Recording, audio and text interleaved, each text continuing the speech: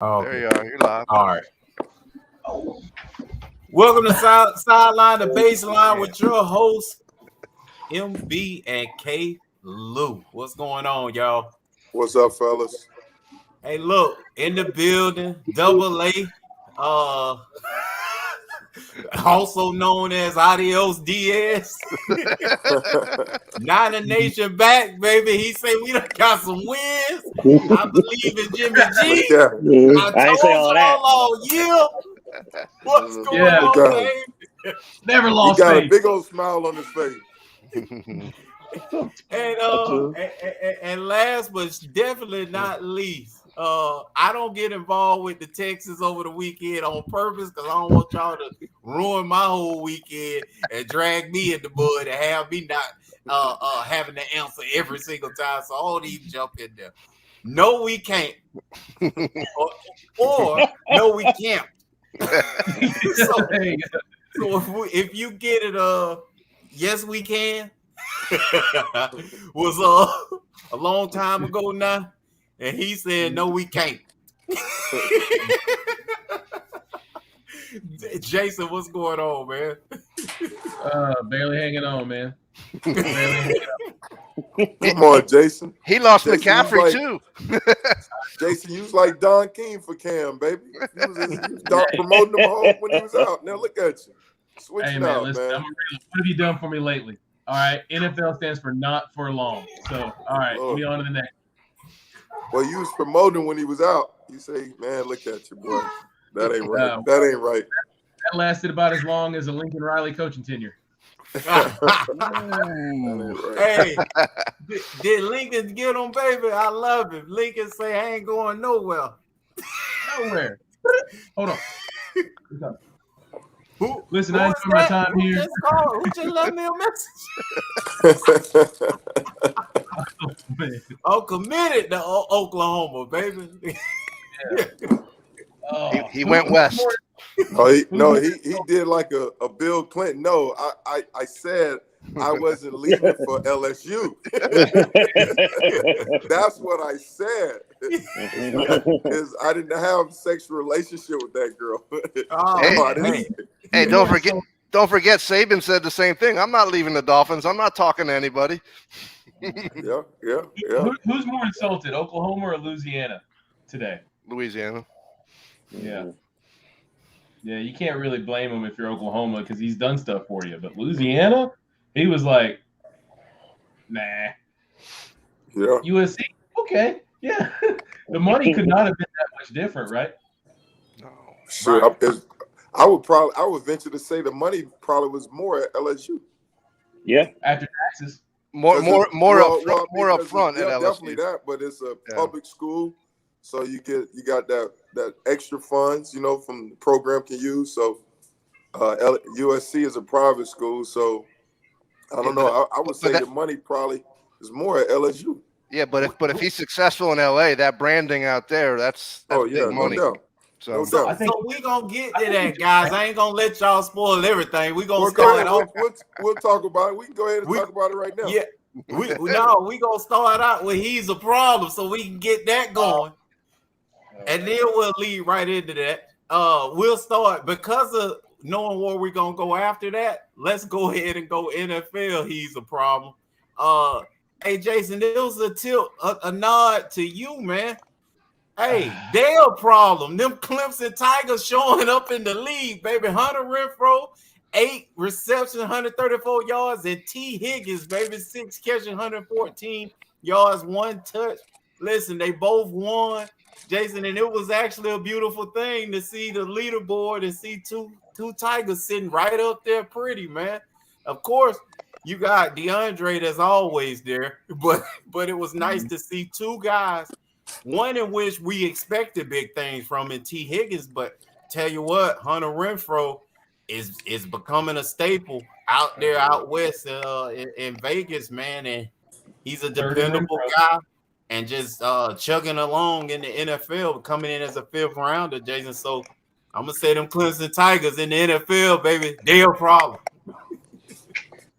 Appreciate that. Trying to bring me up on a bad day. I appreciate that, man. Are these slot receivers more valuable now than the outside receivers back in the day?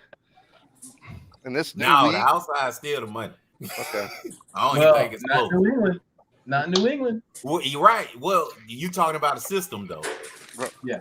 So if he ever, hey, listen, free agents that pop up, guess who gonna pop up in New England? Hunter Renfrow. Perfect for each other. Why Belichick likes them. I don't know what he's got going on. You tell me. But he's doing that for a reason. He's got a sort of something. I don't know what his problem is. Oh man. Jason, who you got, baby? Who's he's a problem? For me, man, and this is how you know I'm telling the truth, because this is a team I hate against a team I was pulling for. Rasul Douglas, man, the way he was jumping that one pick six, and then he almost had another one. It really reminded me, because if you watch the way he baited that receiver, he pulled back on his coverage. Like if you see the cloud he was supposed to be in, he played like he was gonna get beat and jumped it. It was just one of those rare instances where at the snap you just happen to be watching the right player start to finish. That just looked beautiful. It just looked beautiful, and I think the instincts that I happened to see from that just at the time struck me. And then we've seen him almost get another one. I got to go with Rasul Douglas. That was some beautiful half of defense he played in that second half, man. That was outstanding. I knew he was a good, middle of the road corner, but I didn't know he had that. So he's a problem for me. He was a problem for Matt Stafford. I'll say that. That changed the game. That did. I definitely changed the game. D, who you got, baby? You smiling from ear to ear. Niners Nation, huh? Yeah, I'm gonna go with a Niner who was a 6th round pick named Elijah Mitchell, a running back, 27 carries, 133 yards, a touchdown, 5 catches, 35 yards. The Shanahan's always find a back, a late round back, but this kid runs hard. He's been banged up lately. He's missed a couple games, but he's back, and he really carried us to a win that they absolutely had to have yesterday to stay in this playoff run. And just his determination yesterday was just outstanding. So 6th round pick from University of Louisiana, great back, and I think we got us one. Yeah, no doubt. He's a pro. And then you talking about finding back. They had Samuel at the running back spot a little bit, didn't it? Yeah, he hurt his groin. He got hurt. So I'm waiting for the MRI results now. I'm the doctor calling you. It's about 3:00 out there right now, so the MRI results should be in soon. Let me assure you, they have those MRI results. They've had those for a few hours already. I'm waiting to see what's up with my boy. I mean, I can't lose Debo now. But he did. He's not even a wide receiver anymore. What is he? Like a running back? He's just a football weapon. He's a football player. Yeah, he's like Boy Patterson for the Falcons, man. Just line up and play ball, huh? Line up, play everywhere. So, So, but really proud of Elijah Mitchell yesterday. Rookie stepping up. He's a problem, man. Adios Diaz, baby. Who you got? I gotta go with them Bengals, man. I mean, we're 12 games into this season, and they got a running back who 28 carries, 165 yards, Mr. Mixon, 2 touchdowns, and they were up 41-3 on the Steelers, and he looked like he was running at a different speed and made that Steelers defense look slow.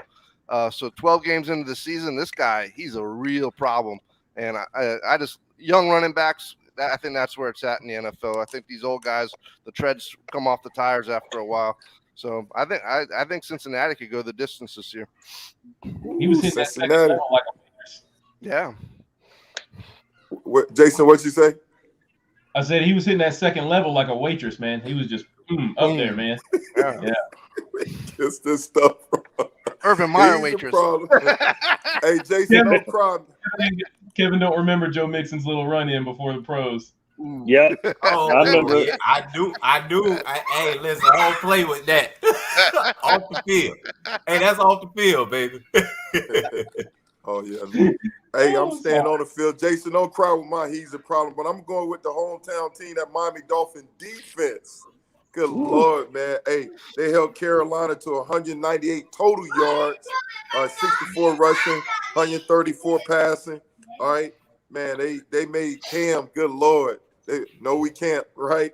Cam, Cam was 5 for 21, 92 yards passing, 0 touches, 2 picks, and quarterback rating of 5.8.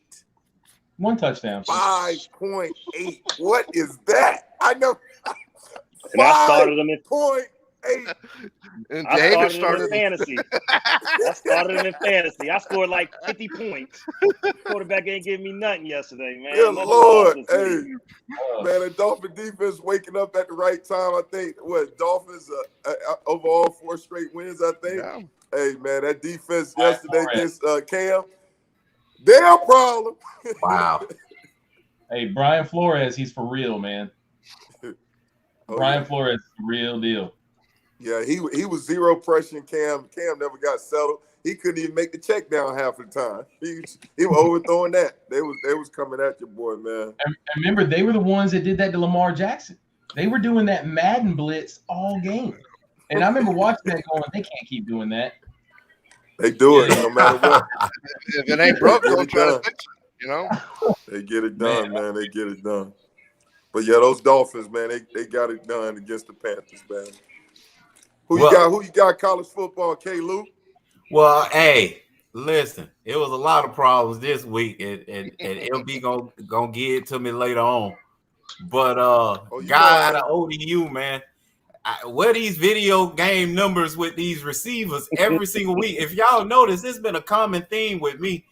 A few quarterbacks and mostly receivers all year long. 209 receptions, 252 yards, 3 touchdowns. Again, Old Dominion, the guy got 900 yards on the year and felt like he got a third of them last night, a couple nights ago. This is just ridiculous. Somebody need to kind of tell me what's going on in college football where these receivers are like monsters. They having monster games, and this is like every single week. Ohio State had darn near 200-yard reception guy 2 weeks in a row.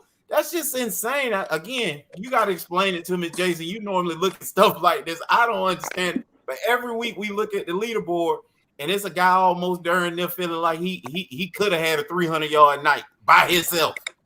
What is it? What's going on? But Ali Jennings, he's a problem. Can't play defense. They coach. They take defense out of the league, man. Man, DB coaches across the country need to be getting asked. Hey, you want to hear something wild, Kevin? So that Old Dominion receiver, his quarterback didn't even make the top 10 over the weekend. So how did he get 252 yards receiving and his quarterback not even get into the top 10 of passing for the week? Right. You see? Yeah. Right. Yeah, that's crazy. That's crazy. Hey, that quarterback, brilliant. He's found a mismatch. It's one mismatch out there. I'm going there every play. So he might ain't throw it. Hey, what he was, Jason? What was he completion wise? 12 for 25 and 9, and he connected nine times the right way. Yeah.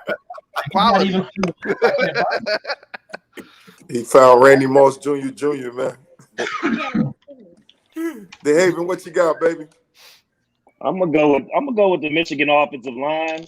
I thought they were definitely a problem against the Buckeyes on Saturday. You knew they was running it. The Buckeyes still couldn't stop it.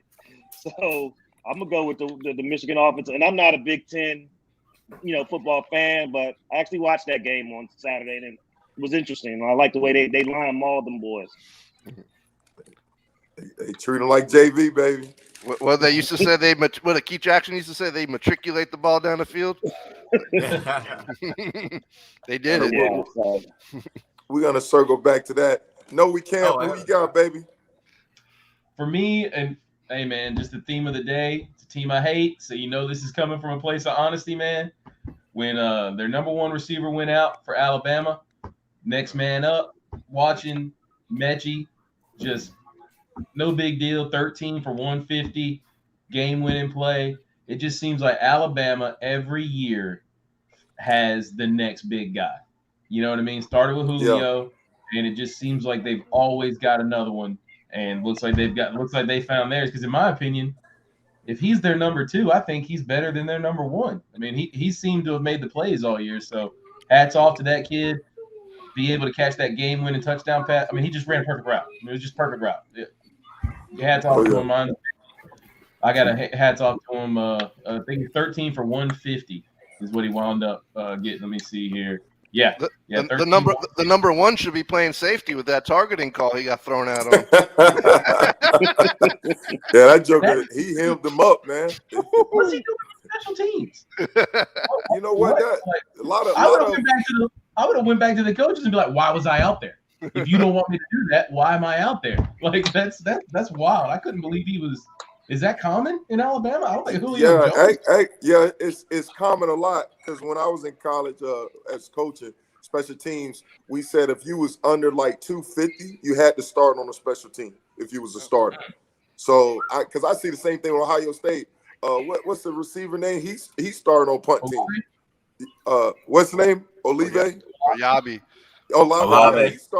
He started on special team. He's a gunner on special teams on the punt team. You said if you're under 250, MB? If you're under 250, right? We had a rule where you had to start on at least one special team. If you was a starter on offense or defense, if you're under 250, you had to start on one special team. You know? If you want to see something wild, go YouTube Armstead's first game as a freshman running down on kickoff coverage against FSU. Jesse Armstead, he decapitated somebody. Yeah, but no, that's the thing. But I'm with you, Jason. I'm like, why is he out there? I bet they get rid of that rule this next game. You lose your number 1 receiver. I mean, and that's one of the spots where they don't have a lot of at least proven depth, you know. And lose him, man. And also he was a returner as well, you know. So that affects a lot across the board, man. So that's definitely. It's a great idea until it's not. Exactly. Well, what's more impressive is those Alabama receivers that were drafted first overall: Waddle, Smith. They all look like they're all pros already as rookies. Yeah. They're tearing it up 12 games into the year. Yeah. I'm glad Waddle chose us for his come out game. I really appreciate that. Yeah, his first career. Who you got? Adios Diaz, baby. Who you got? I got to go with the bandwagon, and they got a big game coming up this week in the SEC, but that Georgia defense just held Georgia Tech to 166 yards and no penalties. And I'll say this from my Canes fans out there. I'll remind you that Georgia Tech put 30 points up on us. So if you want to understand the disparity of where we've got to get to, that's it. So that Georgia Bulldogs defense, they've been a problem all year, and they continue to be a problem. And I think Bama's in for a rude awakening this coming Saturday. Ooh, yes, sir. We shall see. It's gonna be a good game. It's gonna be a real good game. Yeah, yes, it will be. Well, I'm a go. You know, you win one the game. They beat Duke, but you know. I usually show you some love, but they played Duke, so I can't even count that. I don't even count. I'm gonna go to another UM, man. I'm going to Michigan. I'm gonna circle back with you, cuz we think we're on the same page. I'm going with Michigan, and man, that running back running behind that outstanding offensive line, Hassan. What's his name? Hassan Haskins, number 25, 28 carries, 169 yards, 5 touches. 1, 2, 3, 4. 5. I got 5 on it, baby. 5 touches, 6 point yards a carry, getting it done. And on top of that, they rushed. I had a question mark about Ohio State defense, right? You that did. Question mark got answered. Man, Michigan ran for 297 yards, averaged 7.2 yards a carry, getting it done. And on top of that, it wasn't just the offense, but the defense showed some love. And I got to go with Hutchinson, 97, man. 7 tackles, 3 sacks, 3 tackles for loss. Quarterback hurry. Man, they came ready to play that Michigan defense, man. And you might as well throw Harbaugh in there. Give him some love. First time beating Ohio State. He's a problem. They're a problem. Hey, Luke, that Ohio State run defense was a problem. They was out there clowning, like we told you. We told you. Did y'all see where he got the number 1? They briefly acknowledged Hutchinson being the all-time single-season sacks leader. It was like a 3-second thing, and they were like, all right, back to the game. You see that when he got that sack? They're like, and with that sack, he is now the all-time 3rd and 10 for Ohio State. They wanted to get that game out there, man. That was crazy. Yeah, it was definitely a crazy game. Well, I mean, what's your thoughts on the game, K-Lou? Well, I thought we were gonna go back to Oklahoma.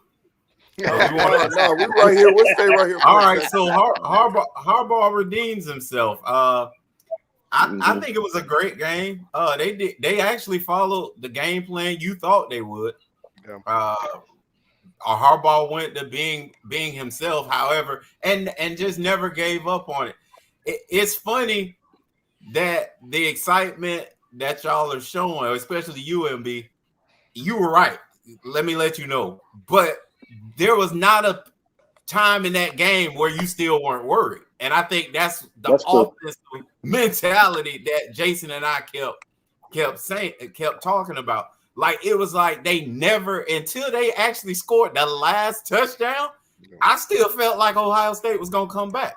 And that's just, it's sad because now that's who's going to represent the Big Ten and get crushed, I feel, because they can't, nobody's else going to allow them to run the ball like Ohio State did. That ended up being the problem. That ended up being exactly what you said. But it's a horrible representation for a conference when they get outside of the conference after probably, well, it's not even for certain they're going to win the Big Ten title because of that. Exactly. And that's the crazy part. And it goes back to you, MB, who stated, about matchups, styles, fights, that kind of situation. And it's like, dang, here we go, where if they lose, then you looking back at Ohio State and you got a contention that's going to be sitting in there trying to make an argument, maybe that they somehow get in front of Cincinnati, Jason. Because I don't see how you can have a Final Four and not have Big Ten representation this year. I'm not saying like that's a given and all that kind of stuff year after year after year. I'm not you, DeHaven. Again, I'm an ACC guy, so I don't even care either way. But I don't see after this season agreeing with MB and saying that the Big Ten beat each other up. I still don't see how you have a Final Four without Big Ten representation. Yep. Built to win their conference, but ain't gonna work for the CFP. We've seen that happen before, remember? I'll say this, though. If they were to get up against Georgia, their styles, that Georgia might not run away against them. That might actually be a good game. Who's that? Michigan. They ain't going to be able to run up the middle with those two big guys. Definitely not. But then again, is Georgia going to run away on them? No, that's true. To me, it'll be a defensive game. It'd be an old-fashioned game. Both offense are suspects, Right. But Michigan. Separates? Huh? 5 stars. You say what? I think the difference in that game is going to be the 5 stars of Georgia. Just at positions that you don't necessarily. Hey, he's serious too, LB. That's the funny part. He's not even trying to clown. At the line of scrimmage, okay, those Michigan guys will be like, "Yeah, we beat Ohio State." They won't be blowing Georgia off the ball. That's for sure. I'm worried they don't even make it to the game. They might not. They might not beat Wisconsin. Yeah. That's what they play Iowa. They play Iowa. Yeah. You let Iowa get that little inspired football thing that they do every now and then, and all this is for nothing. Cincinnati Bearcats. Well, and I think the bigger elephant in the room is kind of a question I posed, is whether it was last week or a couple weeks before, MB, was what does this do for Harbaugh? Does this take the heat off of him? Because when they said the record, I was like, dang, you awful. In big games only, rivalry games. That's all I'm talking about. Yeah. That game in particular. He's been super successful. But I'm saying, like, when they pulled up his record, I was like, dang, this is what these people been talking about, and I've been defending them. Yeah, I think obviously it was 0-5 versus Ohio State. And then the other game, if we're talking about the same thing, they showed his record versus Michigan State, and it was like 3-4. But right. at home, he only had one victory, right. at home versus those two. And obviously it was against Michigan State, before this Ohio State. And they didn't bring Penn State even in that conversation. It would have been worse. Yeah, so I don't know what he like in Penn State, but just the fact, I think it's definitely get the monkey off his back, give him some breathing room, It's like, because they made him take a pay cut last year. So I bet he go back to that AD, knock on that door, okay, and let's redo this deal, And then I just think, like you said, Luda, he did what he had to do to win the game, and that's the thing about it. And so I think, all hats off to him, because when you look at that offense, like the O-line showed up, the quarterback still a question mark as far as throwing the ball. Because I was like, even when they got the turnover, I was like, and they did the first threw a pass and got it down there. Then he tried to throw it, get greedy, throw it again. I was like, oh no, don't follow that game plan. Run the ball, So thank God they woke up from that and kept grounding the ball. But no, overall they did a great job. Made changes on defense from the defensive side. Got rid of a long-time defensive coordinator with Brown. Brought in a new guy, McDonald, from the Ravens. So made the adjustment he had to make. So definitely, it's definitely hats off to him. I think this definitely take the monkey off his back.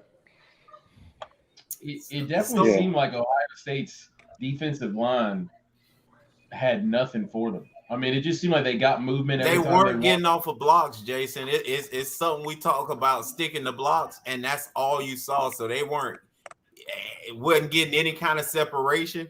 And it reminded me, MB, they actually were playing like young guys. You know how, and all of us have done this at some part of our career, whether you're playing linebacker or D-line, is you're trying to make a tackle, but you're not defeating the guy in front of you first. So in your mind, you going towards the ball, you look on tape, you going backwards. And that's what it reminded me of, like, because you saw guys trying to get to the ball, but there was a guy in front of them pushing them. Like, you got to, first thing first, defeat this joker in front of you. And I'll say another thing, and MB got this question a million times, I'm sure as well, but as a linebacker, the question we get all the time is, who is the best running back you played against, or who is the hardest running back you had to tackle? And I tell everybody the same thing. I don't care nothing about 230, 40, 20, 10, 205. I'm worried about this 315, 25, 35, 45. That's what my concern is. Once you get off of that, what is really 250 doing for you? Nothing. So I never can answer that question, MB. How about you? Unfortunately I can, because I came in the league and Barry Sanders was still playing. And Barry Sanders, he had you worry about your career. You try to tackle him. He was making jokers blow the ACL trying to tackle him. He was gone. What about tackling in someone like Ironhead or Christian Okoye? Listen, man, again, you're getting hit by. That's a lot of man. Once you hit Larry Allen, don't nothing else seem like it. I'm just telling y'all, man. Listen, it was guys that brought it. Eddie George, obviously, guys like that brought it. But again, man, them human beings twice their size. Makes sense. I don't know. For me, that's who kept me up at night. The bigs, not them guys behind them. And the ones that can move too. Is that Ohio State team designed to be playing from in front? So that's why that defensive line is just used to pinning their ears and just going after the pass? Yeah, they're not set up for a game like that. In the games that we've seen, they're usually up front and they usually pass rushing to death. You know what I mean? And so, hey, me and MB done played behind them kind of guys too. It ain't pretty when the run game comes. Every down's third down. Did y'all ever question Ryan's Day play calling in that game? Know a little bit of some of them runs we should have. I mean, they had the advantage on the outside with their receivers all day. So it looked like a couple of like a 2nd and 15 or 2nd and 10. It was a little predictable. Where I'd have just threw it all over me. His receivers were outstanding. Go ahead, Caleb. DeHaven, remember now, they shot themselves in the foot. If you go back, 2nd and 15 because they jumped off sides, or it was a holding. Like he was playing behind the sticks. Michigan did a great job of not giving anything. And the tide that I thought would turn right after Ohio State in the 4th quarter was a touchdown down, and they scored, I think, 7 minutes left. And I was like, this is when they make their push. Yep. They gave them 3rd and 5 had some kind of penalty. They jumped off sides. 3rd and 5 jumped off sides on an incompletion. The deep ball that the dude barely missed. That was an offside play. So then they moved the chains. Then Michigan got 3 first downs by themselves. And then they get down in the red zone. They stop them again in this 3rd and whatever. And they overthrow a terrible route, terrible throw. But because it was such a bad route, the dude tried to slow down Ohio State defender. Basically holds him. So that possession, man, like if you look back through the game, Ohio State played like that throughout the entire game. Not to take anything away from Michigan because they was grounding and pounding. But when they did get them to 3rd and get a chance to get off the field, they were shooting themselves in the foot. And I think at one point they talked about the lopsidedness of penalties. And I ain't tripping. I ain't saying it was no bad game. It was what it was. But it's hard for me to talk about Ryan Day when offensively they were putting him in a position where he couldn't play his game plan because he's making calls. Think about it. Even down the stretch when they scored that last touchdown I'm talking about, he had to throw a route on 3rd and super long because they had 2 offensive line penalties in a row. So on 3rd and super long, he throws it, gets most of it, and then he's able to complete it and actually score on 4th down. But that's what he was playing with. So I don't know how you can question calls when that's, the entire game. Again, I ain't taking nothing away from Michigan, but that's what that dude, they were probably false starting because they were getting ran by. So I ain't tripping, but it was still what it was. And I think that's definitely that offensive tackle. They had earned the scholarship that game because that Michigan, those dudes putting that heat on. They putting that pressure on, bust pipe. So definitely it wasn't. I know typically self-inflicted wound, but those dudes lining up across them had a lot to do with it as well. They helped out in that regards. Yeah. Really long drives too for Ohio State. It's like they salted their own game away sometimes. I mean, would they have like 2 straight 14 and 15, 16 play drives just to score for Michigan to go do it in 6 plays, 7 plays? Like Ohio State shortened their own game and took their own time. Michigan wasn't giving anything up. The big play wasn't there. And they made Ohio State play the game of averages. Yep. Who knows, man? Maybe Georgia could have done the same thing.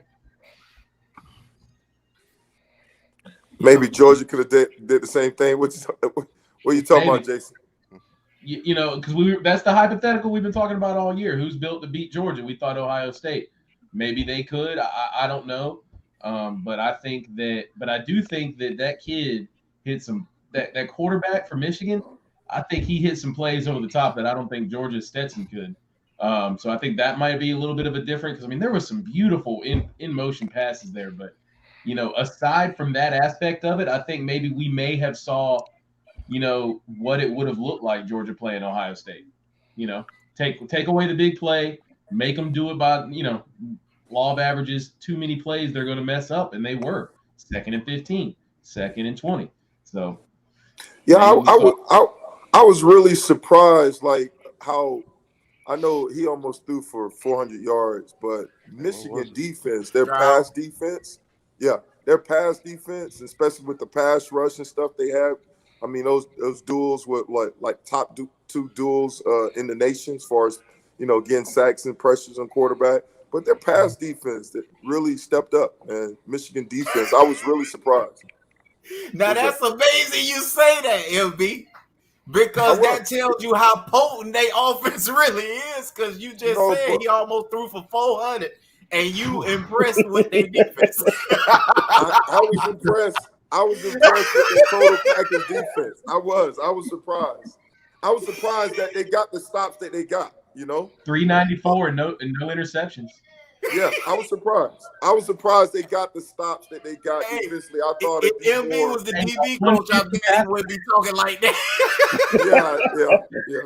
Yeah, truthfully, the difference of the game is Ohio State had 10 penalties for 66 yards and Michigan had 2 for 20 and 1 turnover. Yeah, that was it. But Michigan got some stops, though. That's the thing. Yeah. But they got some stops, especially early in the game. And like you talked about, they made them do the long drive. And then also the fact that Michigan was consistent on running the ball, even though they didn't win the time of possession, but they ran the ball. And so they shortened the game a lot. So but Michigan defense, I was surprised that they got the stops that they got. They put Ohio State in 3 and out a few times. I was surprised they did that. Yeah, Ohio State was only 8 out of 18 on 3rd down. 3 out of 4 on 4th down, but 8 out of 18. I was surprised. But like you say, when you make that gumbo, a lot of factors go in it, the penalties and stuff on the early down and whatnot. But I was surprised that they got the stops that they got. Because I thought with Ohio State defense, you got talking about 3 receivers. I think either they all got 1,000 or almost close to 1,000 plus a 1,000-yard running back. I was thinking, we label them as the Kansas City offense of college football. But Michigan, I was surprised Michigan got the stops that they did, though. They came up and got some stops, But that's the formula to beating the Chiefs is you control the ball, you get up on top of them, and you don't play catch up, and you hope for the best. They make a lot of mistakes. Right. That defense, and then you had that defense getting that pressure on them. That sack. I mean, they had 4 sacks, 8 quarterback hits. They got to them, but still, I mean, I was surprised with the stops. You're not used to seeing those kind of numbers. Those kind of numbers equal a horrible day for a quarterback. He had a great game with all those issues. So it's just crazy. So we were talking about earlier, guys. Lincoln Riley makes a huge mistake leaving OU, or does he, guys? What do y'all think? Double A, is that a mistake? Is it a mistake? I don't know if it's a mistake. I just know that he ran west where he wanted to play in the pretty Pac-10 and not deal with the SEC. So life's a lot easier out west. It's a lot more laid back. A lot less pressure, especially when the program hasn't been winning. So, be Oregon or 9 people. So Jason, go ahead and comment. Was that a good move by him? You got the opportunity to go walk into the SEC. Obviously, it's going to be a tough conference, but you've already made us forget about the guy that was in front of you, and the guy that was in front of you was pretty darn good. And then you walk away and go to USC. He's coming back to coach the bowl game mightily ever since Pete Carroll's been gone. So everybody struggled there. You taking that when you built what you wanted? You're the quarterback guru, whisperer, or guru, or whatever. His wife want to live in LA, man. Yeah, I'm a lifestyle guy. Norman, Oklahoma, or Los Angeles. Yeah, wow. What happens in that city when they don't have the down home, you're one of us tied to you? You got to think he had 3 to 4 bad seasons of goodwill just in the bank at Oklahoma. If he came out and won 6 games next year, they're like, that's our guy. Yep. And if he did it again the next year, they'd be like, okay, all right, But he does that 2 years in a row in SC. Gone. Who's the next hot guy? Now you're talking, Jason. And then where? And if you don't get your quarterback now, you ain't winning no matter how good you think you are. Right. And you can't just get that. You can't just get that quarterback commit to go out there right now. They said Williams is going with him. Yeah, that's what they said. I don't. That's tough. You'd have to sit out a year though, right? No. Yeah. Well, and then also though. No, you get that one free transfer. Get one free transfer. Oh, okay. Oh, okay. I didn't know But then Jason also, though, I think he's got a quarterback that was committed to Oklahoma from California as well. Yeah, I saw that. I saw that. So, I mean. Malachi? Yeah, I don't know. Is it Malachi? I don't know the name of it. I know the kid, one kid that was committed to Oklahoma is from He committed California. on Sunday. Wow. Way to tour the campus, say I love you guys. And him. He had a good time, though. All right. Wow, man. I mean, free agency of college football. It ain't what it used to be. MB, go ahead. Do you think that was a good move by Lincoln Riley, leaving Oklahoma, a comfortable area, comfortable place, a place where you lock down the state of Texas? Everybody, all the number ones coming to you, and you ain't even in the state of Texas. And now you walk and go to SC, a program that we're consistently watching, guys, and we're saying that ain't the SC I know. When they playing against like athletes, not no coaches. We can easily blame stuff on coaches, but I'm looking at guys that you remember a few, dang, it feels like way back when now, when Palomalu and all them that crew was there, it's like you can't lose with them guys. Again, going back to Pete Carroll, but now you looking at the games and you like, man, like, really? Iowa State better than y'all? Does SC or UCLA get to play in that new fancy stadium, or are they still in the Rose Bowl? They still in the Coliseum. UCLA's in the Rose Bowl. SC's still in the Coliseum. Right. Well, initially when I saw it, I was like, "What?" Initially I was shocked. I was shocked that, especially after he just came out and say, "Well, I'm committed to Oklahoma. I'm not going to LSU. I'm committed to Oklahoma." I was like, and then the next day, you guys sent a text saying that he gone. I was like, "Oh, wait a minute, this got to be made up."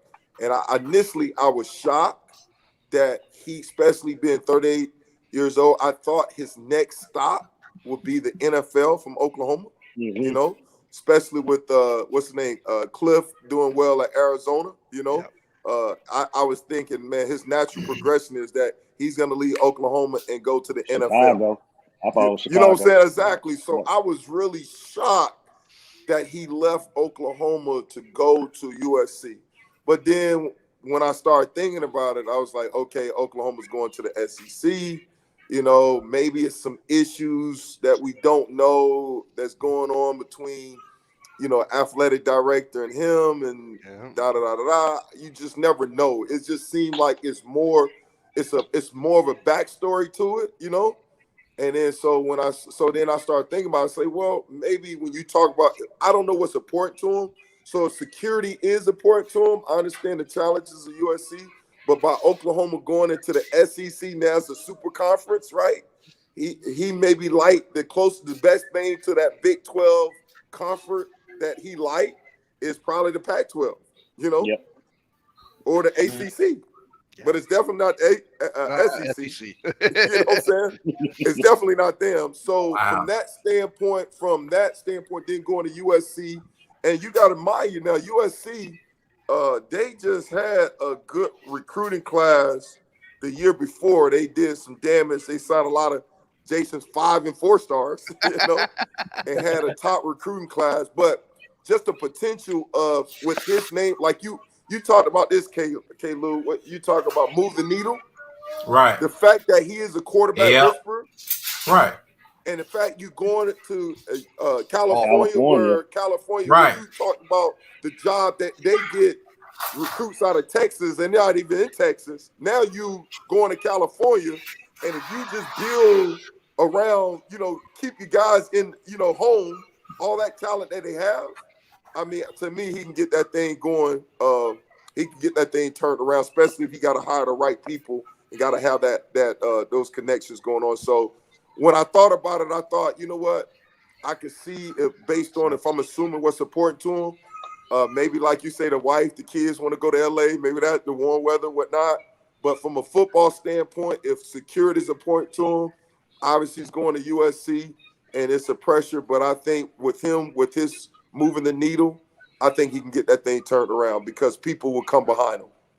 I think the other key thing you pointed out that makes sense is he knew that Oklahoma team that he had that defense wasn't. It would take him 2-3 years to get it right for the SEC. He's going to get beat up there hard. Mm-hmm. Yeah, I don't know because he taking the defensive coordinator with him too, from what I heard. So I don't know. So I don't know if that's the reason, but I don't know. Going to SEC, if security reporting to you, I don't know. USC. When I saw the question, what's your thoughts, K-Lou? So I'm just first of all, I'm disappointed for the Oklahoma people. I know their heads are like people jumping off bridges around there, man. Their heads are exploding. They did not see this coming. I don't even think they thought Lincoln Riley wanted to ever leave. Like I only saw. I'm gonna be honest with y'all. I thought he'd leave right before NFL job. I thought, that was his path. This is really. And I just don't think it's a great move. I think you're building a program. Have you shown able to do that? Absolutely not. Your program was already built when you showed up there, when you were handed the job. So I'm gonna go to what my grandma always said: leave well enough alone. You know what I mean? And he's in a position where, hey, leave that alone. That thing running on autopilot. You know, we talked about Dabo. Like, why would he leave? That thing running on autopilot. Like, you're not having to make the sacrifices you had to make. You're not going into a home where a kid's like, you have no chance. You go in a home and you like, oh, no, I don't like that picture on your wall. I'm gone. You know what I mean? Like, you're making those kind of choices. You're not going to SC. I'm sorry, man. I know, like, everybody. There was a time when you said SC. I be in Carolina, and they said USC. I'm like, why y'all talking about California all the time? That's not what I'm thinking anymore. They're just any team. Any team. There's no glamour. As a matter of fact, it's like you go there to fail. Again, nobody's done it since Pete. It's a pressure cooker. He's so nostalgic on this podcast, man. Ain't nobody done nothing since Pete Carroll. And Pete Carroll, we barely remember who was before him in Seattle now. So that's how long he been gone. You know what I mean? So that's where I am with it, MB. It was a horrible move. And I think he's going to grow to definitely regret it. I think he's feeling himself a little too much, but you had the perfect situation. You the quarterback whisperer. You can get a free agent every year and kill with him. And now all of a sudden, you're going to have to start from scratch. Now, you may be able to – you still that quarterback whisperer being in California is awesome now. That's positive, but people got to block for him. And then when he ain't on the field, people got to stop the other guy from doing what he doing. So, and in Oklahoma, how bad or good their defense was, we knew they were playmakers back there. There was always guys getting drafted from back there. Like, so you was somehow still being able to put it together as good as Stoops did before you. Because Stoops used to give up a lot of points too on defense. So it was the normal Oklahoma we were used to. Y'all gonna score a lot of points. Y'all gonna give up a lot of points. Now, but it's the whole conference too. The Big 12 conference was known didn't play defense. Right. Yeah. But you're going to a situation now, exactly, that there's no givens. You got to build a bad defense and a great offense. Like, you got to build it. Are they behind? Well, I think offensively, though, right now, K-Lou, they got the number one offense in the Pac-12. They got some talent offensively, you know. And like I said, I agree with you. I was shocked. And like I said earlier, it's got to be a backstory to it because I thought his next stop, based on his age, was the NFL, you know? Yeah. To me, that's a lateral move going from Oklahoma to USC. So you'll call I don't know. Lateral, or you'll call that taking a pay cut? I would just because, and the reason why I say is lateral to me, just because even though like USC is not like how it was obviously when Pete Carroll was there. But in California, USC still carries a lot of weight because nobody else took over. Like UCLA is not doing well. The only team that's doing well in California is San Diego State. You know what I'm saying? So to me, like they it still carries some weight. as far as he still will be able to get, and it's a natural recruiting ground, that he can go in California, even if you just stay in California, even if you just stay in Southern California, they got more than enough talent. And then with his name, his reputation, that he can go national recruit and get the quarterback and get certain things based on his relationship with Oklahoma. He can go into Texas. He built relationship with coaches. He got kids committed from Florida, got kids committed Georgia. He still got some pull based on his reputation. I mean, he got 2 Heisman Trophy winners, that he brought up. So I think it's not like completely like hitting the reset button. It's got a stronger foundation, and he's going to get the time. I think he'll get a little bit more time just because of who he is. I think he'll do well in the Pac-12 with his skill set. I don't think that's the issue. I honestly think he pushed the eject button. He didn't want to face that SEC on a week by week basis. Yeah. Go ahead, Jason. Go ahead, Jason. I think it's a foundation of mediocrity, though. I mean, what to build into what? I just don't know that. I mean, I know you said he's gonna have time in that media. I don't know. I mean, I think he better be bowl eligible. He better be bowl eligible during his first 1 and 2. Because if he's not, I think they're going to already turn the heat up. But my thing is, if you're the AD for Oklahoma and you think you pulled a coup to go to the SEC and, hey, look who we bring in with us. Now look, how does that feel? Now, I think that did it. I think 100% that did it. I think if they were staying in the Big 12, I think he would have stayed the biggest fish in his pond. I think the gauntlet of what he thought he was about to have to do with that defense that he knew wouldn't stop Vanderbilt, I think he just. Well, I tell you what. But Jason, that's my point that I brought up. So the next best thing to the Big 12 is the Pac-12. Pac-12, yeah. You're right. Yeah. You're right. I mean, he did the right thing while doing the wrong. He did the right thing for him while doing the wrong thing for his position, I think. Well, I think the 2 happiest people in the world right now thinking through it, baby, is Jimbo Fisher and Steve Sarkisian, because now they get their recruits back. Exactly. No doubt. What do you think of this rumor that they're talking about bringing Kingsbury from who's having a great year with the Cardinals in the NFL back he to ain't going nowhere. Right. Well, why would he want to do that? I thought that was a crazy rumor. That's wishful thinking. Right. That's a fever dream of some boomer sooner on the internet. Just trying. So DeHaven, the SEC was on deck this week, baby. You had the powerhouse, best team or second best team in the conference in Alabama, and boy, they just rolled tide through Auburn, didn't they? A 500 team. It's the Iron Ball. They were game over 500, and your best team. It's a rivalry. It's the Iron Ball. Did he really just say that, MB? It's a rivalry game. Yeah. MB, it's going to be close. MB, one rivalry game you played it against Florida State. First of all, I don't think any of them either one of y'all were trash. But could you have thought that Florida State was gonna play y'all, and y'all was at the top of y'all game, but they just gonna show up and they was trash? Come on, man. But you know the old cliche, when you have rival game, you throw the record out the window. Throw the record out the window. I knew that was gonna be a close one. Not that big of a discrepancy. They ain't even the same 5-star. Jason, they got 3 stars at all. Them ain't the same 5 stars. That's a rivalry game. That was Auburn's championship game. Did Bama win that game, or did Auburn lose it? Auburn lost it because the kid didn't go out of bounds. Right. He didn't go out of bounds when he should. I mean, he didn't. He went out of bounds. He should have went down. But no, that's rivalry. That's what that is. Okay, so that's what happened with Ohio State and Michigan then. It was a rivalry game. No. That's the only reason why Michigan won. It was a rivalry game. No, I ain't saying that's the only reason they won. Oh, come on, but you got a little extra juice for rivalry games, Caleb. You got a little extra juice for rivalry games. That means not that much juice. They about to be under investigation then.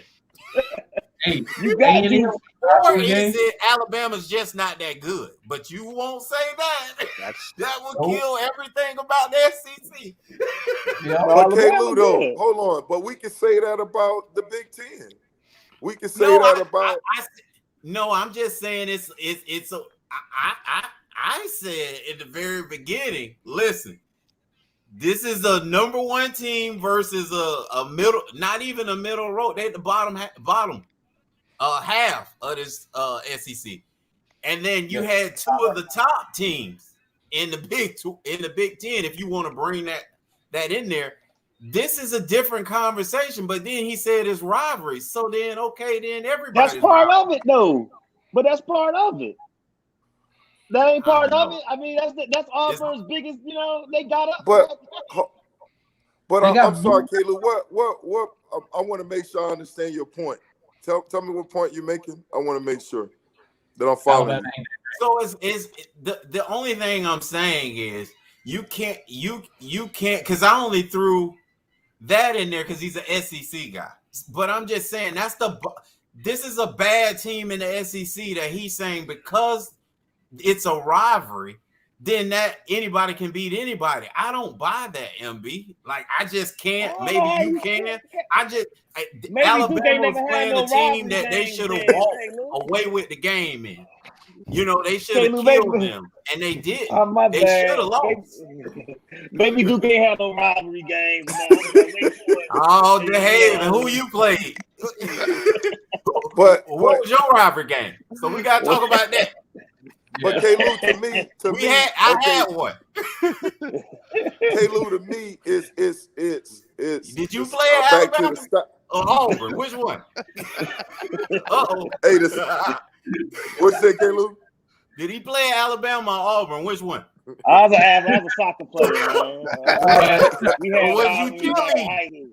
Was you chilly?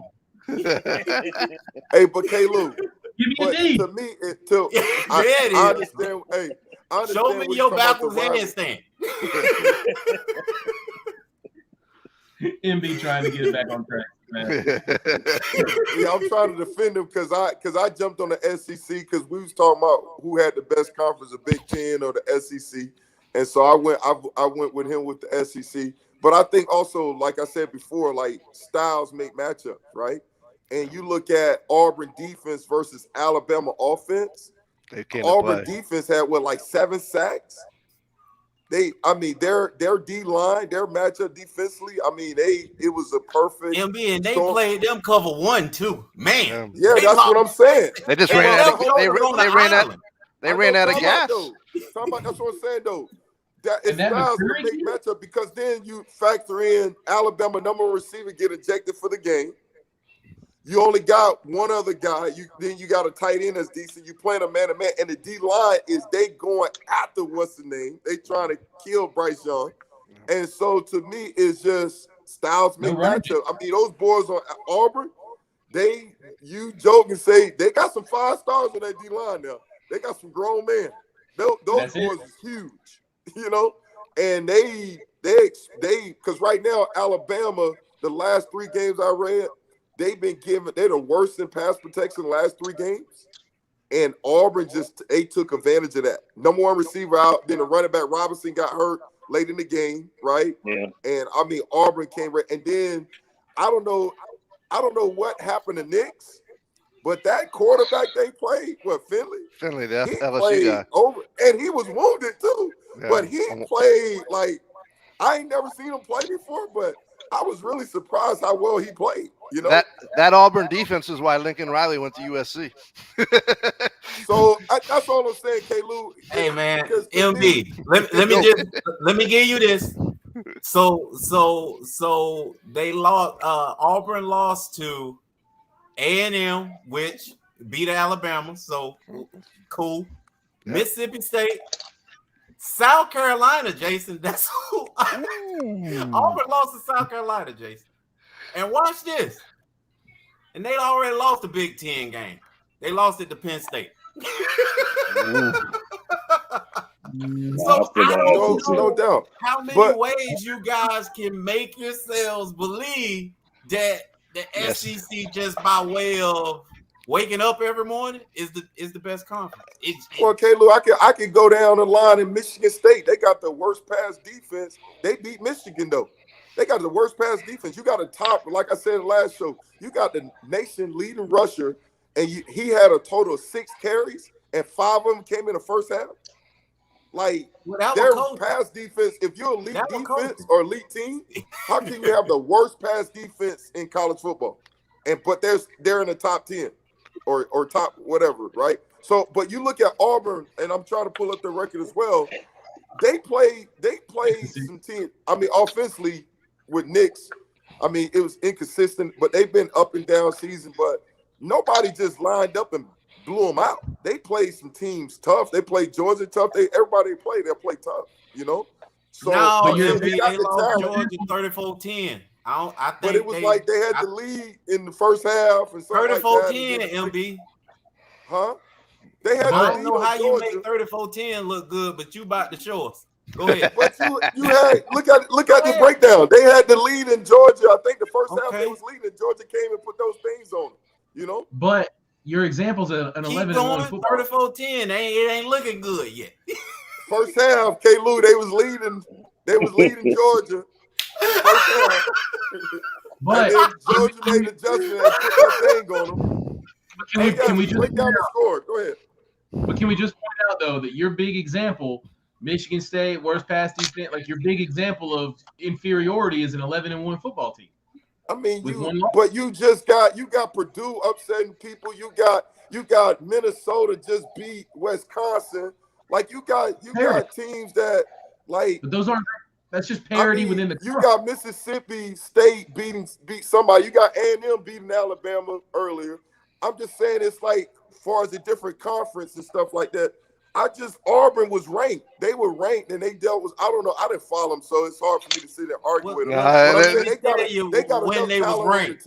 And Akron, Alabama State, Georgia State, a horrible LSU. This is the time they was ranked, MB. So tell me, and lost to Penn State. So tell me which game they deserved ranking on. Say what, Caleb? Tell me which one. I just named you. Akron, Alabama State. I'm reading it to you. You ain't got to look at it. They lost to Penn State, then played Georgia State. I guess them Alabama State, Georgia State, and Akron, boy, golly, boy, they must have been the deal this year. I'm just saying, though, K-Lou, for me, every game they should have lost. They lost during that time. Would Michigan State beat Auburn? I think so. No way. You said what? Michigan State beat Auburn. I think 30-20. Would Michigan State beat Mississippi? Auburn. No. Auburn. Would they beat Mississippi? No. Okay, because Michigan State is the third best team in Big Ten. I'm talking about Ole Miss, right? Not Mississippi State. I'm talking about Ole Miss. They wouldn't beat Mississippi State either. Mississippi State got their quarterback. Their passing game is great. The quarterback is one of the top passers in the nation. I think they could beat Mississippi State, but I don't believe they could beat Ole Miss. Well, MB, they've only lost 2 games all year. Who's that, buddy? So this ain't a bottom. I'm still just saying. Well, who have they played though? The Alabama Auburn game, because that was a bottom team, not top teams. You see what I'm saying? Like, I would consider Ole Miss a top team, so whatever happens with them, and that's cool. But you can't explain to me this Alabama Auburn situation. Besides y'all saying it's a rivalry. So well, for me, let me try this. Let me try this, Caleb. So first of all, like I said, Auburn's got more talent than you think, right? I think right here I'm looking at their stats, right? Defensively, they're in the middle of the pack, right? But then also Alabama. You look at Alabama, right? Alabama struggled against Florida, right? So maybe the youngness of Alabama or whatnot, as far as they struggled, they lost against Texas A&M. Who else did they struggle against? Alabama, Tennessee, or somebody. They barely beat. I mean, they beat Arkansas. In the first half so maybe like being a young team, sometimes you play at the level of your competition. Other than they ain't play at the level of competition versus Miami, but maybe you play at the level of your competition, right? And maybe that's one of the you got to factor in that as well because why are we making excuses for them? Yeah. All I know I'm is just you asking for answers. I'm just telling you. Let me set the record straight. I'm playing a what if game with you. Maybe that's part of it. Let me set the record straight on Georgia. Team beat that team. I ain't asked that. Let me set the record straight on Georgia and Auburn. The only time Auburn was in that game was in the first quarter. It ended 3-3. They ended the half 17-3. Well, all I know is Saturday at 4:00, everybody gonna be watching the SEC. I'm not tuning in at 7:00 to watch Michigan Iowa. I'll be watching at 4:00 on Saturday at CBS, like the rest of the world will be. And I'm going out on Saturday night at 7:00. I don't care about that game. Here's the question: If Georgia does its job and plays like they've been playing all year, you're left with Georgia, potentially Michigan, right? If Michigan doesn't fall asleep on Iowa, and then you're looking at Cincinnati and Notre Dame, who've already played each other. Jason. No, Oklahoma State jump fraud. They're going to fight now. Oklahoma State, they already fraud down. Hey, and Notre Dame owe us some money. Double A and MB and Jason, they owe us some money in the ACC, baby. We helped y'all get there. You know who Notre Dame is? Notre Dame is the guy that shows up to every party an hour late. Unbelievable. Case of cheap beer when y'all were just running out. You're like, okay, all right, come on. You know, and they're gonna eat all the nachos. They're gonna be annoying, but they brought the last case of beer, so they're like, all right, whatever. Everybody knows them. They're nobody's best friend. And they're good. And the crazy thing, kind of friend. They're gonna get to play Cincinnati in the first game in the semifinal. Hey man, yeah, they might end up 3 when this thing all said and done. hey, K. Ludo, I want to go back to your question about Alabama. Maybe this is it, right? Because I'm looking at Alabama's schedule, right? They struggled against Florida. Florida should have beat them. They lost against A&M, right? Yep. They struggled against LSU. Yep. LSU at the bottom. They worse than Auburn, right? And then they struggled against Arkansas. Yeah. They was in a fighter in that. So are they even a top 4 team and beat them? What you just said, how they even top 4? Hey, but if you're in that committee, you're like, they're a seasoned battle ready. We better not let you in that committee room. They know how to win. Hey, you hear that, Kevin? Kevin, if you're in that committee at that table, though, you hear all that, you're like, they're a seasoned battle ready team. They know how to win. In the CFP. Because if I listen to Double A, the Haven, I shouldn't even watch the game you talk about at 4:00 because that's a blowout. If I'm listening to Double A, it's a blowout. Oh, Georgia, I don't think it's gonna be a blowout. Walking away with this, and then now Alabama, they completely out. They don't come back from this because of the struggles MB just argued about. I ain't arguing. MB just said what happened. I'm just saying. My point was they play to the level.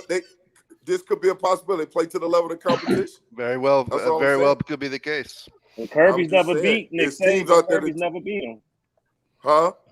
Kirby never beat Nick Saban. Exactly. Yeah. Because right now, Alabama defense is number 2 in the SEC, right behind Georgia, right? Wow. So what the Haven's saying is this is the national championship game on Saturday. Well, MB, that don't make any sense. They're number 2 in defense, right? Their offense is what runs the show there, and they've had all these struggles. To me, that doesn't make any sense. The stats do not match up with what's going on the field. There's no way I would think they would have that many games they've struggled with what you just said. We know the offense is the best thing going for them. Yeah. So what are they ranked? Number 1, right? In the SEC offense. No, I think Ole Miss. So what? They 2? Yeah. What are they? Maybe A&M. Hold on. Oh yeah, A&M and Ole Miss. No, they're number 2. Yeah. They're number 2. Ole Miss is number 1. So 2 in both categories does not equal that kind of. Come on, man. Listen, that's what I'm saying. Listen, I know y'all SEC guys, but Again, looking at things objectively, I don't see how that adds up. I'm just sorry. Yeah, I don't know. That's why I'm saying maybe. I just know this. Well. Auburn just gave Georgia the blueprint, and Georgia's just sitting back saying, all you gotta do is more than that gave the blueprint. Like MB just named 5 games you need to watch. They gave Auburn 4 or 5 games. MB just said you need. And listen, as a coordinator, that's what MB doing. That's what games he watching. He don't care about none of them other games. You think Kirk is watching those, so it might be 3-0, but a 3-0 looking blowout. So here's the question: what's the spread this week? I haven't even looked. Oh, that's a good question. But I'm just Georgia's a 6.5, 7-point favorite. You just got to throw the record out, man. Alabama's a 7-point underdog. Yes, sir. But I'm just saying, K-Lou, it's like Ohio State, right? Before this Michigan game. Because I almost text you. Ohio State run defense was number 2 in the Big Ten. Big Ten. Number 2. Nobody's trying. Before this game. He's looking at you sideways with that one. We explained that. He ignored the explanation. We told you before the game what happens to teams.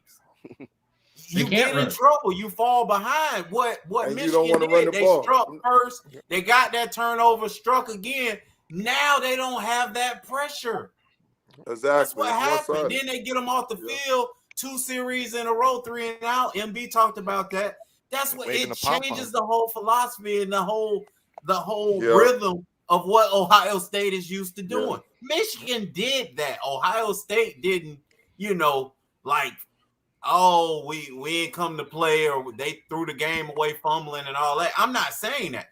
That's the way you beat. If you look at Kansas City, anybody that beat Kansas City, it looks identical. You gotta not only stop them, but you gotta get in front. Right. So if you're Nick Saban and you lose. So if you're Nick Saban and you're a 7-point underdog, you get on top of that Georgia team, they're in big trouble because they haven't had to play behind all year. Right. Mm-hmm. Yeah. So MB, you can go back to the game, but it was the perfect game plan. You called it. You talked about it. I'm just trying to figure out this puzzle. We need Pac Jam on here to break down why Alabama struggled against those teams. I haven't watched so-and-so ankle was hurt. Another one had COVID. Hey, he gonna fix it now. So K-Lou, what's your prediction for the 4? I know we always ask this, but I know you big. Man, what's your 4? Who eligible now? Some kind of way. Now, the top 5. Michigan obviously controls their own destiny, but for whatever reason, I don't feel like they're a good enough team to finish. Again, I'm going to argue that some Big Ten team has to represent these Final 4. It just has to happen. Notre Dame obviously in there. I've been telling y'all that for the longest. Notre Dame ain't in there. They're in. They don't deserve it, baby, but they gonna be right there. Again, don't conflate me saying that there will be the Final 4 with me saying they should be in the Final 4. That's too they. I'm just telling you who's gonna be there. So you're saying that no matter what happened, Notre Dame's in? That Irish guy. Every scenario, Notre Dame is in? The devastation only continues to help them. Yeah. No, I know. I'm saying if you're saying that no matter what scenario, Notre Dame's in. Okay, the only way Alabama gets in, they have to win it. They have to win. Yeah, no doubt. And then they bring Georgia with them. Then, no doubt. Then all of a sudden, again, it's Alabama, Georgia. It's a Big Ten team. If and Michigan then it's Notre wins, Dame, baby. Yeah. So you said it's a Big Ten on the outside looking in. They won't put Notre Dame in over Cincinnati undefeated. Okay. K-Lou. I done heard that one before. Remember him saying he want everybody to win out between them two just to see if that can happen. That's what I want to see. Huh? You say what? No, I said you spoke that last show saying that you want Cincinnati, and Notre Dame to win out. Just to see what happens. Doubt. Well, Notre Dame, they ain't got to play nobody. Cincinnati got to play Houston, right? So they're I mean, good. They're a good team for them.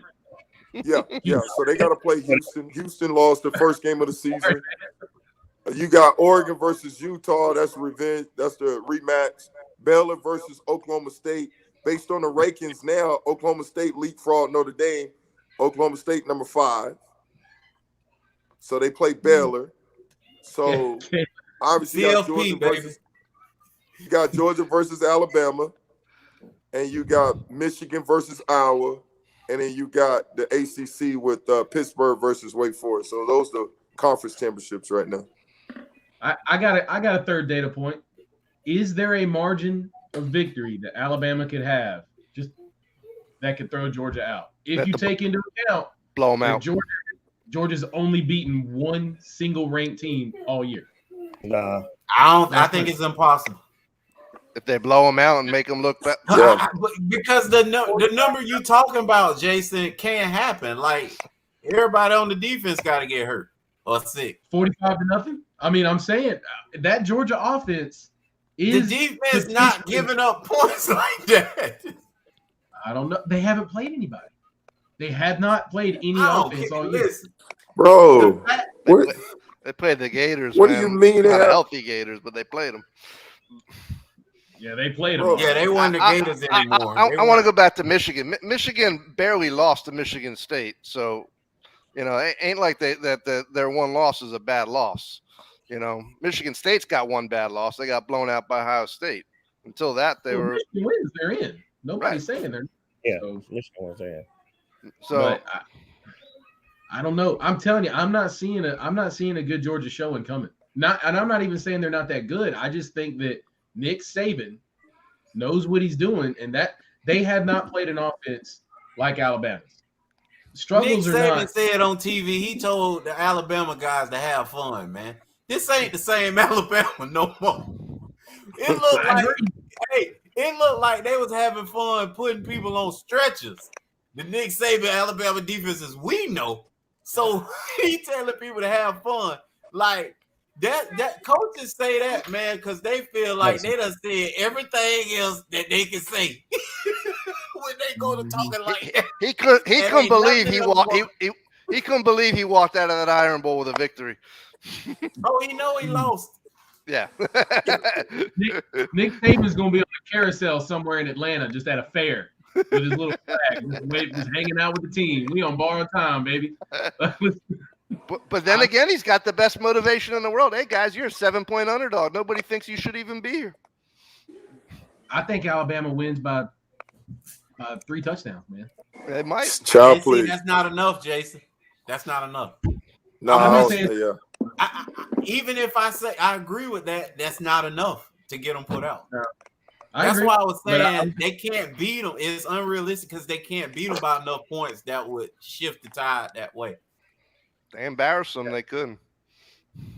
It would have to be really bad. Yeah, right. Yeah, right. Yeah, I see Georgia's in no matter what. Well, so who's your 4 then, Jason? I think it's going to be Alabama, Georgia, Michigan, Notre Dame. I think Cincinnati win. If Cincinnati win, yeah, it don't matter. Hold on. You said Notre Dame's going to leapfrog Cincinnati, right. And they're going to leapfrog Oklahoma State if they both win. I think Baylor has a shot against Oklahoma State. I really do, and I mean that. Yeah, no doubt. I think Cincinnati, if they win by 1 touchdown, Notre Dame's hopping them. I think Cincinnati's gonna have to just go out. It's gonna have to just go make a stamp, and I don't know that I think it's too late. Navy and Tulane ruined that. I think this is the only scenario Notre Dame is in. What Uncle Bill is saying. I think that that's the only scenario. I think Alabama controls Cincinnati's playoff destiny. I think if Alabama loses, Cincinnati's got a shot. I think if Alabama wins, they ain't gonna try to, Cincinnati is definitely a Georgia fan. There's no doubt about that. Mm-hmm. Who you got, David? I got Georgia. You cheating on somebody's paper? Look at him. He ain't sure. I got Georgia. I think Cincinnati's going to get in if they win out. Alabama. I think Alabama might clip Georgia on Saturday. You hold on now. How you got Georgia and Alabama? So you saying that's Alabama Georgia SEC, baby. SEC. I think Alabama. I haven't seen Kirby beat Nick Saban yet. Alabama always plays them well. The best year Georgia had a shot, Alabama still beat them in overtime. I just really think Alabama kind of has Georgia's number. It's going to be a close game. I don't think it's going to be no blowout, but I think Alabama's offense might be just a little bit, might be strong on Saturday. So yeah, even without Robinson, huh? Even without Robinson, I like Bryce Young. I think he could pass, man. I think they might try to open it up against Georgia. Mechie and them boys. I mean, they got some good receivers. Georgia has a great secondary, but the strength is really the front line, the front seven. That's if he's standing up. Their defense. But I think Alabama's going to try to open it up against Georgia. And like Jason said, I don't think Georgia has seen that this year, where teams really tried to open it up and can stretch them like an Alabama can. So that's why I think Alabama can clip them. But yeah, I got Cincinnati getting in though, in Michigan. I think Michigan can beat Iowa. But I got Cincinnati. I don't see how, because in the head-to-head, I know y'all say it's about money and Notre Dame is the favorite son, but Cincinnati beat them in, I think, didn't they beat them in Notre Dame? Yeah. No doubt. We all agree with you, DeHaven, that they deserve it. Right. They won't get it. I don't know how you justify them not. They just in my Final Four. We're not justified. We agree with you. That's just 30. Call them first round bye, baby, but call them first round. Yeah. That Notre Dame, that proud Papa Cincinnati's gonna be walking down that aisle, and Notre Dame's gonna be like, "Oh, come here." Thanks. All right. And you get beat head to head. That's off. That would put a black mark on college football. Oklahoma, Texas Tech, 5-6 years ago. Remember, all the head-to-heads in the world didn't matter. They didn't want no Texas Tech in there. Oklahoma, baby. Yeah, I don't see it. Hey, football blue bloods, man. It's a such thing. We watch it in basketball for whatever reason. I don't know. They actually talk about it all the time. But football, somehow we want to make up that this thing just goes the way it should, and it doesn't. It don't. Y'all really convinced on that? I don't see it. It's like a mafia. I say it every year, MB, during the tournament, and MB will tell you, "Hey, man, we done pulled another one. I don't know how we ain't got nobody ranked on the outside of the bracket." They set it up for us every year. I am a big Duke ball fan. They don't send you out west too for that first game. Hey, we be a number two seed team. Got all the worst seeds in our bracket. Always. They do You know those good mafia movies? You know those good mafia movies where there's always that one scene where someone's making an impassioned plea and there's some old fat guy just eating spaghetti and he looks like he's listening and he cares and he just listens to the whole thing. He's like, "Man, all right, we'll kill that guy and this guy will go here." And then they just drag him off kicking and screaming and he ain't do nothing wrong and everybody was on his side, and then you hear a gunshot and it's over and everybody just has to get with the program. That's Cincinnati. Bullet in their head in the alley. Notre Dame's getting in. It ain't right. It ain't right, but it'll probably happen. It ain't fair. Life they ain't don't fair. listen to any of this it ain't fair stuff. They count checks. They count dollars. Y'all played so great. So great. Yes, we are so happy. Give them a good bowl. Get them a good bowl and a little extra per diem. Thanks for coming. Michigan, big TV. Notre Dame, big TV. Georgia, big TV. Cincinnati's, they're the underdog. Cincinnati. Meineke Car Care Bowl. I remember Bob Huggins there at Cincinnati and basketball. Who you talking about? Oh, is Joe Burrow coming? They need the Cinderella story. That's what makes up the story. There's your Final Four. Cinderella. Martin played the in extras. Cincinnati. My thing is, I think the only way Cincinnati doesn't get in if Oklahoma State beat Baylor, Michigan beat Iowa, or if and, Michigan loses. Michigan I say loses. the only way Cincinnati don't get in if Michigan wins, Oklahoma State wins, and if Alabama beats Georgia. Yeah, I think that's the only scenario. All very likely scenario or very possible scenarios. Yeah. Cincinnati's rooting for Iowa as well. Cincinnati struggles to beat Houston. I think that's the. But other than that, if Georgia beats Alabama and what's the name, Cincinnati, I just think Cincinnati's in. Notre Dame, the only way I agree with Aunt, the only way they in if this happens, if that scenario to happen. Georgia now, if they beat Houston big, I think everybody else be damned. Because, I mean, Houston is a ranked team. So I think if they beat Houston big, everybody else be damned. They better get in. That is when I will be like, okay, now call the police. Like, but I just wish they let us in the boardroom, baby, while they having these talks. Put us in there. Let us just listen. You're probably watching Netflix or something. They already got it like set on the. All right, we got to be in there for 3 hours, guys.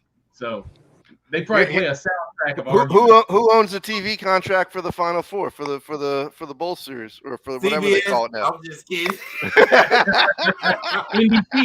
NBC. That's your name. Remember that. ABC, ESPN, Disney. Disney loves a Cinderella. Mickey Mouse.